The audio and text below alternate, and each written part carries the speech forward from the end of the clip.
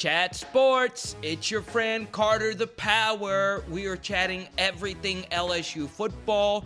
Coming up at the end of the video, I have the keys for LSU against Vanderbilt. But first, we're chatting recruiting. Let's check in on the LSU team ranking. How do they compare against the rest of the country when it comes to the 2020 recruiting class? And right now, LSU is number 3 nationally. This still has the potential to be the best LSU class under Ed Orgeron. Now listen, no one is going to catch Clemson. They are clearly number 1. They have 6 5-star commits. No other team has more than 2. But sitting at number 2 right now, you guessed it, the Alabama Crimson Tide, with LSU only by a hair. According to the 247 Sports team composite, they sit at number 3. So, I'm going to throw it out to you, LSU Tiger football fans. Do you think LSU will overtake Alabama as the number 1 SEC team in recruiting? Type Y for yes, type N for no. Now, here's the thing. I'm going to go with no. I think Alabama, they have one less commit right now. They have 22 commits. LSU does have 23, so that does give Alabama a little more room to do some damage.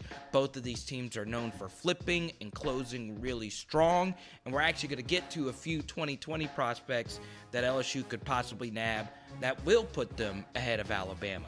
But the decimal composite ranking is so close that they really are identical, okay? But here's the thing, is that I always ask this question. Do you think LSU has enough talent to reach the college football playoff? Because college football does ultimately come down to your talent level, and that is often a byproduct of your recruiting ranking. Not only your year-by-year ranking, but how do you rank over a 4-year period? Now, according to ESPN, each of the 8 past national championships have been won by a team that has averaged a top 10 recruiting class. So LSU actually is pretty comfortable when it comes to being a top 10 recruiting class. So you look at LSU, let's go through some of the team ranking composites over the past few years. From last year's class, the 2019 group, LSU finished the number 5 overall class. And then in 2018 was kind of a down year for LSU. They had the number 15 class. Now they hit on a lot of those kids, including Terrace Marshall and Jamar Chase. But number 15 is a low number when it comes to actually making runs at national championships. Then in 2017, they had a number 7 class. And then in 2016, they had a number 2 recruiting class. And that averages out to an average ranking of 7.25, one of the best in all of college football. In fact, during that period, they're around Clemson and worse than Alabama. So LSU has a talent, especially if they bring in this number 3 overall class. And with this new look offense and new schematics and better overall coaching on both sides of the ball, LSU, with the recruiting and with Ed Orgeron coaching as well as he's doing now, they are good enough to win not only a national championship this year, but in the years coming in the future. So, I want to throw this out here as well. Only 2 schools have made the college football playoff and have averaged a below 10 recruiting ranking, and I believe that was Oregon and Washington. That stat provided by ESPN. Now, I do want to look at the SEC recruiting rankings. I'm going to tell you why that's very important here in just a moment. Coming in, as you know, number 1 right now for the 2020 rankings is Alabama. Number 2 is LSU. And according to what I see right now, obviously a lot of this can change. At number 3, it is Georgia. Number 4, we have Auburn. Number 5, we have Texas A&M. And then at number 6, we have Florida. Now, this is why recruiting at a high level matters, because The gap between Florida and South Carolina at number 7 is a huge gap. 5 of those 6 teams, or should I say 4 of those 6 teams, are teams that LSU plays every single season. Okay, Alabama only has to play 3 of those 5 other teams every single season. So LSU needs as many great players as they can get to deal with the gauntlet schedule that they have to deal with, because their cross-division rival is Florida. And that's a really difficult thing to do, to have all the players, and half of your schedule in the SEC is an elite schedule. So every little player, every miss, every hit truly does matter, especially with the way SEC scheduling is now. It needs reform. The way the SEC schedule is set up is unfair to LSU, and it gives Alabama a huge edge. Yes, people can call me a whiner or whatever, but it's true, okay? But anyway, let's get into some specific players, a few of these 2020 targets that could put LSU over the top of Alabama. Let's start, to me, with the number 1 prospect that LSU must grab before the end of this recruiting cycle. And let's start with a man that was initially classified as a 2021 kid. He is now a 2020 kid. That is defensive end Donell Harris. And let me tell you what, if there is a position that you would trust Ed Orgeron with the most, it would be defensive end. I'll tell you why in just a moment. But first, this young man took an unofficial visit to LSU, and he told 247 Sports that LSU has been his best visit so far. Now, LSU does have 3 defensive ends committed, but Harris would clearly be the best of all of them if LSU can get him to flip. Now, let's go into some history here with Ed Orgeron, who is known historically as one of the best college football recruiters of all time. You remember this guy by the name of Arden Key? Okay, Ed Orgeron had just gotten to LSU, and everyone was waiting for that huge, big-time Ed Orgeron recruiting move to get a player that will change the course of LSU football history, and he did that with Arden Key. It came down to LSU and South Carolina, and LSU was able to get the job done, in large part to Ed Orgeron making those home visits with Arden Key. And what happened? Not only under Ed Orgeron's coaching, but because of that commitment and that flip, Arden Key became arguably the best pass rusher in LSU history, okay? And that was such a huge flip. Hopefully for LSU, they can get that flip right now, because you diehard Tiger tackle football fans know that LSU is really struggling to get pass rush right now with only 4 players. I understand you're going to feel great with just 3 defensive end commits. That's actually a pretty big number for a class. But you need as many of those players as you could possibly get, because that is a huge weakness. And yeah, LSU's had great defensive linemen over the years, but they've also had great defensive coordinators who's called a lot of blitzes to generate pressure. In this day and age, with offenses being as great as they are, you need as many players that has the potential to get to the quarterback up front without the help of a pass rush. And Donell Harris definitely has the keys to do that. He decommitted from Miami. This could be a huge pickup for LSU. You don't know if he's the next Arden Key or not. He could be a bust.